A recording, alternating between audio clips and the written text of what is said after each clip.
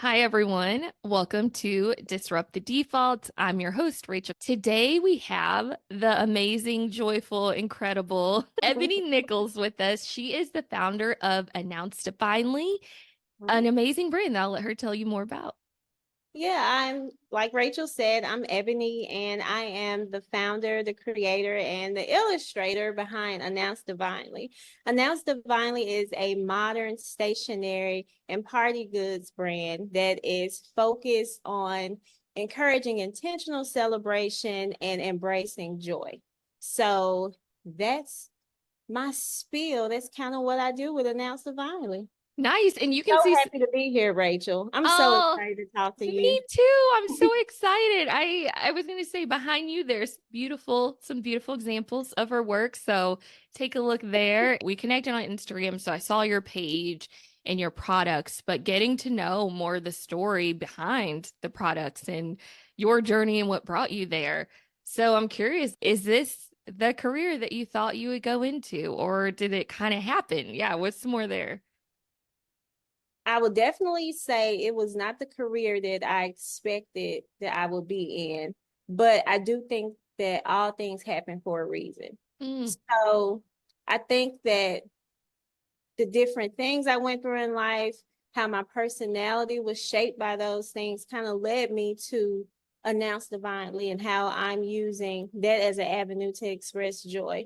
So just out the gate, primarily, I thought that I would be in academia. Like yeah, that's what I thought. I would be on a university yeah. campus. I would be maybe a professor or an administrator. I thought that's where I would be. Like, give me research, give me studies, give me TED Talks about those things. Like I thought it would be everything academic, but now I'm dressing myself in confetti every day. So it's two polar opposites, but I still believe that they both represent me. And so, no, didn't think I would be here, but I can also see how I'm here, if that makes sense. Yeah, tell me more. You said you feel like they both still represent you, which I think is great because sometimes it's easy to get stuck in a certain box, whether Yeah. it's our own choosing or someone else choosing it for us. So tell me a little bit more there about them both representing you. Yeah. So even as a little girl, I was known as the smart kid, right? So I would get really good grades, study all the time. I was the student that the teachers wanted. Like I didn't give you Yeah. any problems. I wanted to make good grades on tests. I was a really good student, and I felt like that was kind of my strength. And it was also how I was known. I grew up with my sister and my brother, and while all of us did well in school, I was the smart one. And at the same time, at home, I would be doing things like making plays and movies and Yeah. creating invitations and doing things with glitter and with my little sister making dolls clothing and things like that. So it while the academic side of me was very serious, the playful creative side of Mm, me just felt like there was no limit. yeah. But I never really embraced that side because I felt like, oh, that's just something I do for fun. It's just something I do to relax. Being the smart kid, that's your identity. That's the track that you need to take. That's the path you need to stay on. And so it took a long time, Rachel, for me to see that it was okay to let the creative and playful and joyful side of me kind of drive the car for a Yeah. minute. And once I did that, it opened up my mindset in that I can express all different sides of me and still feel like I'm being myself. I love that. I really do. And that's so relatable. For Mm-hmm. especially I think women in the smart girl box. I was in the smart girl box growing up, Mm-hmm. and it's a small box. It is. It is. There is no like room to stretch or to kind of grow outside of that because it's an expectation that it first off is very tangible to see. whether or not you're fulfilling that role, right? What are your grades? But at the same time, if there are other sides of you that you want to explore, it can kind of be a little overwhelming to see how those things mix. Mm. And so having the permission and giving myself the permission to do that, it felt like, I don't know, a whole new life opened up for me. How did you give yourself that permission? Well, it was after I had completed my master's of art in higher education, and it was time to find a job. And I kept dragging my feet on it. I loved what I studied. I enjoyed it, but I just felt like it wasn't going to fulfill me in a way that I originally thought. And I had to ask myself, do you really want to go through another chapter in life doing what you think you should do, or taking a risk and doing what you want to do? Oh, that's a good one. And so throughout grad school, I had this running note in my phone of different card ideas, greeting cards. And I don't know why I selected greeting cards. I think because I like notes and passing notes in school and things like that. So I just kept this running list of card ideas. And I was sitting at home one day and I called my best friend and I said, you know what? I think I'm going to make greeting cards. And she's so supportive. She didn't ask any questions. She said, okay, what do you need to do? And so having someone, I had already done all this work to get to that point to say, okay, masters who, masters what, like, no, open the note on your phone with greeting cards. That was scary. But to have Yeah. someone say, okay, do it, it kind of gave me the the courage to just go ahead and do it. And it definitely was not what I thought I was going to do when I graduated, but here we are. And what a good friend to not say, Mm-hmm. oh, you got that degree. You wasted your time. You wasted your Mm-hmm. money. Oh no, are you sure? Mm-hmm. What a great friend. I know. I'm grateful. I'm blessed. Yeah. Mm-hmm. Yeah. And did you ever tell yourself that story of looking back as wasted time versus, you can use anything that you've learned? How did you kind of come to terms with that? Well, I think for a time period, there was a regret in knowing what I wanted to do, but not thinking it was a thing, not thinking that it was okay to kind of veer off the path that I had in my mind. And because of that, sometimes, especially at the beginning, when I decided, oh, I'm gonna now be an illustrator and hadn't drawn a thing in my life. Oh, well.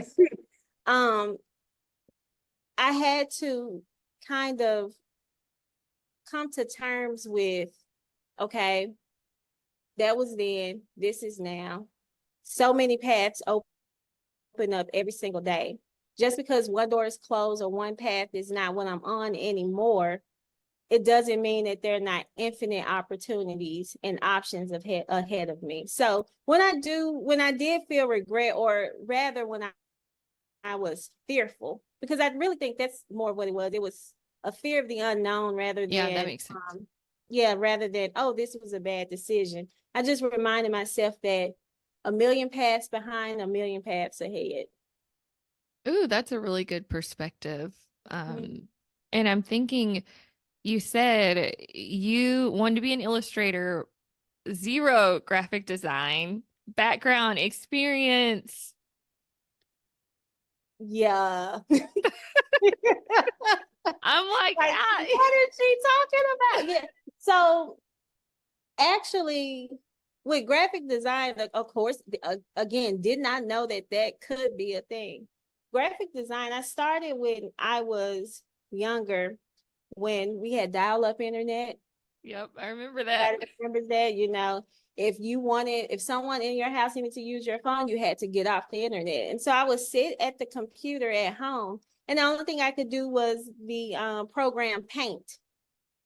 And I love faces. So I would just create faces and things with shapes and colors. So that kind of began the whole obsession with creating things digitally. And then I was introduced to Photoshop by my best friend. And so I would just casually make flyers for different organizations when I was in undergrad and for departments, still not taking it really seriously. But once I got the idea of, oh, I want to do greeting cards, all of that came to help me actually transition into that. But of course, me being me, I was like, well, I don't want to digitally create cards. I want to illustrate them. Yeah. But, I was like stick figure Annie at Oh, that time. Like, I could not. And if I look at my cards before and my cards now, and I'm sure a year from now, when I go back and look at my cards today, there's definitely a transition period. yeah. So basically, how I look at life is, if it's something I want to do, I can do it, but I have to put in the work to kind of make my skill set match my mindset. So yeah, I had to really do some improvement and enhancing on my illustration skills to get there. But here we are. Here we That are. that's a beautiful way to improving and enhancing. And you said Enhancing. make your skill set match your mindset. Mm-hmm. Because Ooh. I love to dream, but I also know that you have to have some kind of work with that dream in order to actually make it reality. And if I know that if I can think it and if I want to be those things, I just have to find the resources and get to that point. So I have expectations of myself that, okay, if you put in the work, you can get there. But if you don't put in the work, it's just going to be a dream. And so I wanted to illustrate. So I said, okay, girl, you're not an illustrator yet. Yeah. Okay. But what do you need to do to get there? So that's kind of how I look at a lot of things in life. My mindset is this: how do I make my skill match that? How can I bring something to the table to where there's more of a reality? And I like that because I think it's a reframing from our traditional way of being, Mm-hmm. where you're taught you go to school for something, you get all the skills, and then you do it, And which, it is in a nice package, right? yeah, it's in a bow, you have everything. And especially when you're an entrepreneur, but Mm-hmm. really as an adult, learning any new skill, even once you get that job that you prepared for in college, you're not going to know what you're doing until the company trained you for your first job. Like you just don't know, Mm-hmm. and you have to learn those skills as you go. But I think that really takes a lot of reframing. Yeah, it does. And especially when life is happening and you have if you have any like times of doubt, or if things don't go exactly how you want, expectations are not made, that's when the skill set part can help drag the mindset with it, Mm, right? Because hmm. I don't always think like, oh, I'm so confident I can do this. But if I can look at, like I said, my cars today versus 5 years ago, that can help refresh my mindset to say, okay, you can do this, you are doing this, and just keep going to get exactly where you want to be. Yeah. And I love that example because you're very clear that you've progressed. So it's not that you started day one and everything was perfect. The cards looked exactly the way No, you not wanted at them to. all. Yeah, Not you at all. you were willing to not be that great at it in order to Mm-hmm. get better. Mm-hmm. And I think and that took a while to get there, right? Mm, Because with perfectionism, with being the smart kid and having the good mhm. grades and the report card reflecting that work, it was sometimes it gets, I do put myself in a box saying, what are the results? What does this look like? So finding a way to critique and kind of gauge myself in abstract ways has really helped me, I think, with being able to have Announced Divinely and grow it into a company that fulfills the mission of spreading joy. But I it took a lot of leaving the box, Mhm. but not necessarily throwing the box away, right? But bringing, like, relaxing about it a little bit, Yes. and like allowing myself to grow, allowing myself to progress, and allowing myself to fail. And as someone who grew up in that all A's, very clear definition of what is right, what doesn't work, Mm-hmm. kind of a perfectionist, and Mm-hmm. everyone expected you to be that way. I totally relate. Mm-hmm. Like, it's so hard to not be good at something sometimes. Yeah. How would you define success today now that you've done this for a while and you've come, you've worked through this a little bit?